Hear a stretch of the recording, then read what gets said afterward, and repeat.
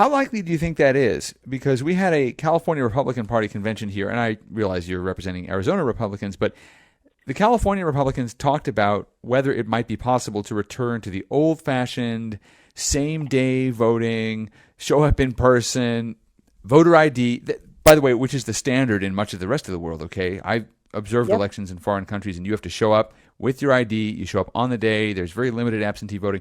So can we get back to that? After all, that's the way the rest of the world does democracy. And there were Republicans who said, no, that ship has sailed already. In fact, Harmeet Dillon, who I have a lot of respect for and like very much, said that it's like asking people to wear bell-bottoms again. I mean, they were nice in the 1970s, but you're not going to get people to buy them again.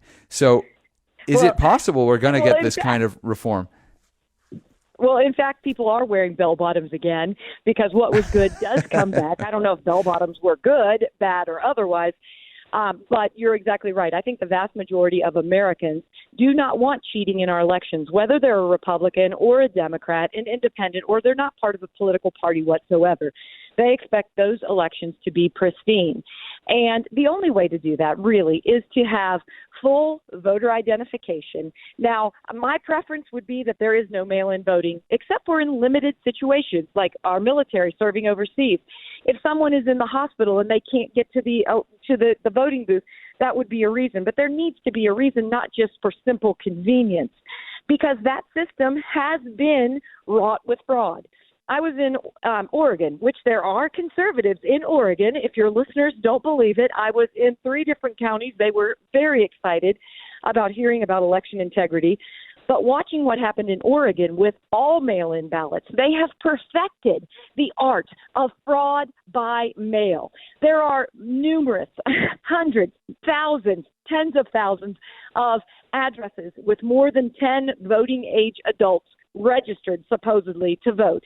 There are hundreds with over 100, and there are even some with over 300 people registered to vote at one address. It's simply impossible, but the way the laws are written in Oregon allow that perfection of cheating by mail. And then we codified that with the COVID crisis. COVID allowed these liberal Democrats, these radicals, and even some Republicans who want to control things rather than allow we the people to control them. We codified that in many places. Now we are rising up. We are fighting against it. We want same-day voting. We want voter ID. We want to limit mail-in voting. We want things to be honest because that's the only way this great American republic survives. Now, I have to ask you about the phenomenon of cheating by mail. And I'm in two minds about this because it's very hard to detect cheating by mail. I don't know that we've seen any cases of large-scale cheating brought forth. We see a lot of weird irregularities, and I have to say that when I see people's ballots arriving at homes where they no longer live, which happens very commonly in California because we have among the worst voter rolls in the country, most poorly maintained voter database. We just send all these ballots out. They've made it now official. They're going to keep doing this in election after election.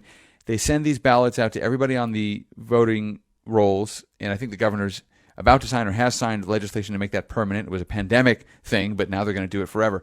And we don't have good voter rolls. So the ballots just show up at people's homes. And, I've been over at friends' houses and they get ballots for other people. And whenever you see that, you're like, this is a ridiculous system. How can anybody trust the system? At the same time, we haven't yet found large-scale fraud.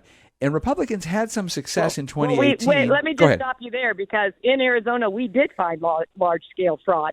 We found over 23,000 ballots that were cast by people who didn't live at those addresses. And that was a conservative estimate because whenever they looked at these homes, I want to drill down on that. People that did not have they did not have the same last name of anyone living in that home because they said there are some kids who go to college, but they still use that same home address. These are people that are not living in those homes at all, and that's why a full canvass of Maricopa County and really of every state needs to be done because we need to ask voters at the door, did you vote? How did you vote? Not who you voted for. No one cares who you voted for. Did you vote? How did you vote?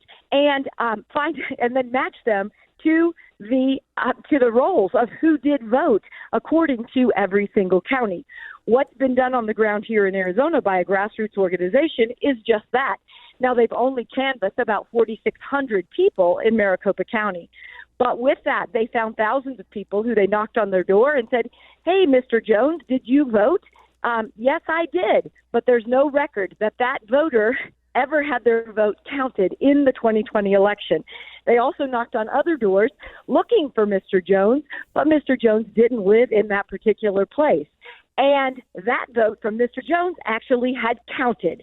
That's ridiculous. Our Attorney General has the power to do a full canvass of Maricopa County and, in fact, of all of Arizona, and it must be done to show what happened in 2020 and to assure that it never happens again.